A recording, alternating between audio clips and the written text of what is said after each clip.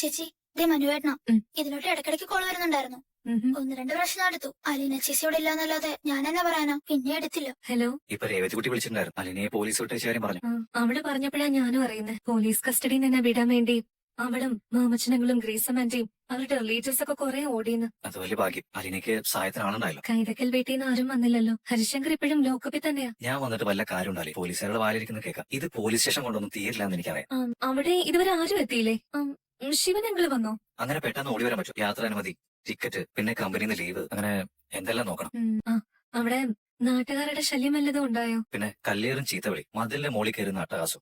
എന്നെ പോലീസ് കൊണ്ടുപോയ വിവരം എപ്പോഴാ അറിഞ്ഞേ? അതപ്പൊ തന്നെ കൃഷ്ണമോള് വിളിച്ച് പറഞ്ഞായിരുന്നു. ഉടനടി കാർ എടുത്ത് പാഞ്ഞു വന്ന് സ്റ്റേഷനിൽ കയറി SI-യോടും CI-യോടും ചൂടൻ ഡയലോഗും പറഞ്ഞു. അവരെ വെല്ലുവിളിച്ച് നിന്റെ കൈയും വിളിച്ച് ഇറക്കിക്കൊണ്ട് പോരാൻ. ഇത് സിനിമയല്ലല്ലോ അലീന, ജീവിതമല്ലേ. കോവർത്തനങ്ങൾ വന്നിട്ട് അലീനോട് സംസാരിക്കാൻ പോലും പോലീസ് സമ്മതിച്ചില്ലെന്ന് ഞാൻ അറിഞ്ഞു. എന്നെ വിട്ടയച്ചത് ഡിവൈഎസ്പി സാർ നേരിട്ട് വന്ന് പറഞ്ഞോണ്ടാ. അല്ലെങ്കിൽ ഞാനിപ്പോഴും പോലീസ് കസ്റ്റഡിയിലിരുന്നേനെ. ഇത് അങ്ങനെ ഒരു കേസായി പോയില്ലേ. ഒരു ഈച്ച പോലും നമ്മുടെ കൂടെ നിൽക്കത്തില്ല. നേതാക്കന്മാരോ സംഘടനകളോ പ്രമാണിമാരോ ആരും കണ്ടാ മോന്നിരിച്ചാളെ. പിന്നെ അലീന തെറ്റുകാരി അല്ലാത്തത് കൊണ്ട് രക്ഷപ്പെടാൻ പറ്റും. ഹരിയുടെയും രോഹിയുടെയും ജീവിതത്തെ പറ്റി എനിക്ക് ഓർക്കാൻ പോലും വയ്യ. ലോകപ്പിൽ അവരെ കണ്ടായിരുന്നു. കണ്ടു, അടിച്ച് നശിപ്പിച്ചിട്ടേക്കോ. അവരുടെ ഭാവി പോയി മനുവേട്ടാ. ഞാൻ ഇത്ര തവണ വാർണിംഗ് കൊടുത്തതാ രോഹിത്തിന്. ബാലേന്ദ്രങ്ങളുടെ ഫോൺ അലീനയുടെ കയ്യിലല്ലേ?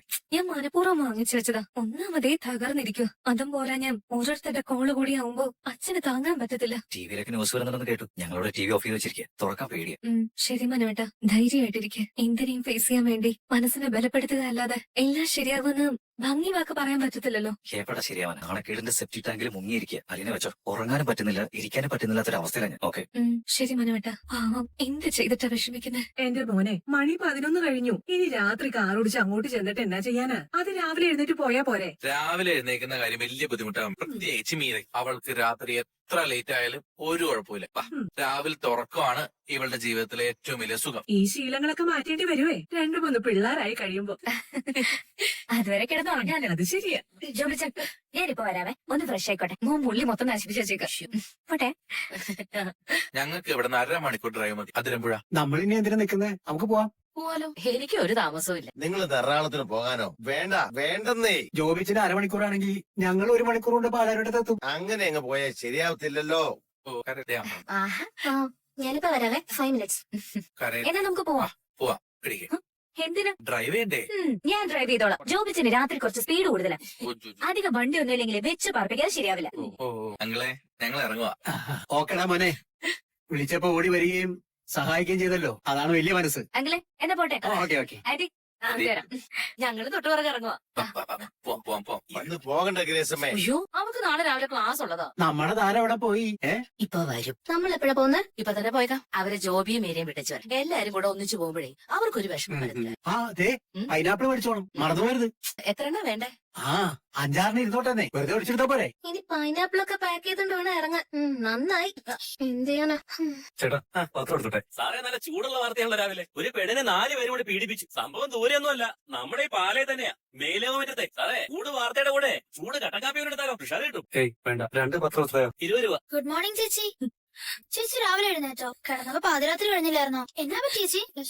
ഹരി, രോഹിത്, സനീഷ്, നരൻ എന്നിവരാണ് പിടിയിലായത്. ഒടുവിൽ സുഹൃത്തുക്കളെ കൂടി വിളിച്ചു പെൺകുട്ടിയെ സുഹൃത്തിന്റെ ബർത്ത്ഡേ ആഘോഷമുണ്ടെന്ന് തെറ്റിദ്ധരിപ്പിച്ച് ആളൊഴിഞ്ഞ വീട്ടിലേക്ക് കൊണ്ടുപോയി 4 സംഘം പീഡിപ്പിക്കുകയാണ് ഉണ്ടായതെന്ന് പോലീസ് വൃത്തങ്ങൾ വെളിപ്പെടുത്തി. 2ാം പ്രതിയായ രോഹിത് ബാലചന്ദ്രൻ പാലായിലെ പ്രമുഖ സ്വർണ്ണ വ്യാപാരി ടെക്സ്റ്റൈൽ ഉടമയുമായ നെടുമ്പരയ്ക്കൽ ബാലചന്ദ്ര മേനോന്റെ മകനാണ്. 1ാം പ്രതിയായ ഹരിശങ്കറിന്റെ ഒരു സഹോദരി പുത്രനായ Rohit Balachandran electrical engineering final year വിദ്യാർത്ഥിയാണ്. രോഹിത് ബാലചന്ദ്രനും ഹരിശങ്കറും ചേർന്ന് രോഹിത് ബാലചന്ദ്രന്റെ വീട്ടിൽ ഹോം നഴ്സായി ജോലി ചെയ്യുന്ന അലീന എന്ന യുവതിയെ ജ്യൂസിൽ മയക്കുമരുന്ന് ചേർത്ത് നൽകി പീഡിപ്പിക്കാൻ ശ്രമിച്ചതായി പോലീസിന് വിവരം ലഭിച്ചു. അലീന എന്ന യുവതി പീഡന ശ്രമത്തിനിടയിൽ കയ്യിൽ കിട്ടിയ കത്രിക സ്വന്തം വയറ്റിൽ കുത്തി സ്വയം മുറിവേൽപ്പിച്ചാണ് പീഡന ശ്രമത്തിൽ നിന്ന് രക്ഷപ്പെട്ടതെന്ന് പ്രതികൾ തന്നെ പോലീസിനോട് സമ്മതിച്ചു. ആ സംഭവം പോലീസ് മുമ്പാകെ പരാതിയായി എത്താതിരിക്കാൻ രോഹിത് ബാലചന്ദ്രന്റെ അച്ഛൻ ബാലചന്ദ്ര മേനോൻ വൻതുക അലീന എന്ന യുവതിക്ക് ബാങ്ക് ചെക്കായി നൽകിക്കൊണ്ട് ആ കേസ് ഒതുക്കി തീർക്കുകയാണ് ഉണ്ടായതെന്ന് പോലീസ് വൃത്തങ്ങൾ വെളിപ്പെടുത്തി. ചേച്ചി ഇതെന്നതൊക്കെ ചേച്ചി? ഇതെന്തൊക്കെ എഴുതിയിരിക്കുന്നത്? ഇതെല്ലാരും കാണത്തില്ലേ ചേച്ചി? പാലയിലുള്ള എല്ലാരും വായിക്കത്തില്ലേ? Teacher രോഹിയുടെ photo. നമ്മളിനി എന്തിനാ ചേച്ചി ജീവിച്ചിരിക്കുന്നത്? എനിക്കിനി സ്കൂളിൽ പോകാൻ പറ്റുമോ? പഠിക്കാൻ പറ്റുമോ?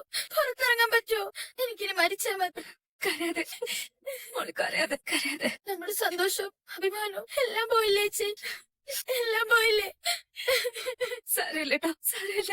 ചേച്ചി ഉണ്ടല്ലോ മോൾക്ക്, വിഷമിക്കാതെ. നെടുമ്പുരയ്ക്കൽ ബാലചന്ദ്രമേനോന്റെ വീട്ടിൽ ഹോം നേഴ്സായി ജോലി ചെയ്യുന്ന അലീന എന്ന യുവതിയെ പണവും സ്വർണവും കൊടുത്ത് ലോപിപ്പിക്കാൻ ഒന്നാം പ്രതിയായ കൈതയ്ക്കൽ മാളിക വീട്ടിൽ ഹരിശങ്കറും രണ്ടാം പ്രതി ബാലചന്ദ്രമേനോന്റെ മകൻ രോഹിത് എന്ന യുവാവും പലതവണ ശ്രമിച്ചിട്ടുള്ളതായി പോലീസിന് ചോദ്യം ചെയ്ത് വ്യക്തമായി.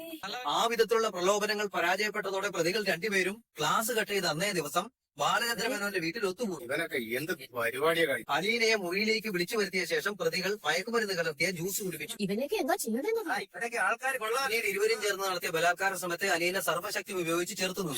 ഒടുവിൽ കൈ കത്രിക കൊണ്ട് സ്വയം നെഞ്ചിൽ കുത്തി മുറിവേൽപ്പിച്ചതോടെ രക്തം കുത്തി ഒഴുകുകയും അലീന ബോധമറ്റ് നിലം പതിക്കുകയും ചെയ്തു. ഇത് കണ്ട് ഭയന്നുപോയ പ്രതികൾ ഹരിശങ്കറും രോഹിത്തും ചേർന്ന് അലീനയെ താങ്ങിയെടുത്ത് കോടിപ്പടിക്ക് താഴെ ഹാളിൽ കൊണ്ടുപോയി കിടത്തി. മുറിയിലെ രക്തക്കറകളെല്ലാം തുടച്ചു കളഞ്ഞ് ജ്യൂസ് നൽകിയ ഗ്ലാസ് കഴുകി വെടിപ്പാക്കി. ബലാത്കാര ശ്രമത്തിന്റേതായ എല്ലാ ലക്ഷണങ്ങളും നശിപ്പിച്ച ശേഷം പ്രതികൾ ഒന്നും സംഭവിക്കാത്ത പോലെ ബൈക്കിൽ കയറിപ്പോയി. ഈ സമയം അയൽവീട്ടിലുള്ള ഡോക്ടർ ശർമ്മയുടെ നായ കുരച്ച് ബഹളമുണ്ടാക്കി. ഇത് കണ്ട് അസ്വാഭാവികത തോന്നിയ ഡോക്ടർ ശർമ്മ ബാലചന്ദ്രമേനോന്റെ വീട്ടിൽ ചെല്ലുകയും അവിടെ മുറിവേറ്റ് രക്തം വാർന്നു കിടന്നിരുന്ന അലീനയെ ആംബുലൻസ് വിളിച്ച് അതിൽ കയറ്റി ഹോസ്പിറ്റലിൽ കൊണ്ടുപോയി രക്ഷപ്പെടുത്തുകയും ചെയ്തു. ഈ സംഭവം പോലീസ് അറിയാതെ മൂടി വയ്ക്കാൻ ബാലചന്ദ്രമേനോൻ ലക്ഷക്കണക്കിന് രൂപ അലീനയ്ക്ക് പാരിതോഷികമായി നൽകി. അവന്റെ കാശ് ഉണ്ടല്ലോ.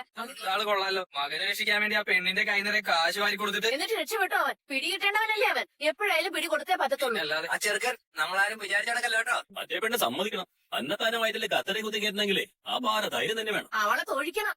അവക്ക് ആ പൈസ മേടിച്ചോണ്ട് പോയാ പോരെ ഈ വീട്ടിൽ നിന്ന്? എല്ലാത്തിനാ പിന്നെ ഇവിടെ തന്നെ നിന്നത്. ചേച്ചി അയാള് ശമ്പളം നല്ലപോലെ കൂട്ടിക്കൊടുത്ത് കാണും. ആ മകനെ വെളുപ്പിക്കണ്ടേ? ഇപ്പൊ നല്ലപോലെ വെളുത്തല്ലോ. ഒരു പാവപ്പെട്ട പെണ്ണിനെ ചതിച്ച് വിളിച്ചുകൊണ്ട് പോയി കൂട്ടുകാരെല്ലാം കൂടി പങ്കിട്ടിരിക്കുന്നു. ഇവനെയൊന്നും വെടിവെച്ച് പോലെ ഈ രാജ്യത്ത് നിയമമില്ലേ?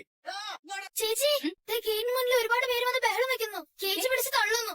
തെറിയൊക്കെ വിളിച്ചു പറയുന്നു. വലിയ കുടുംബക്കാരാണല്ലോ.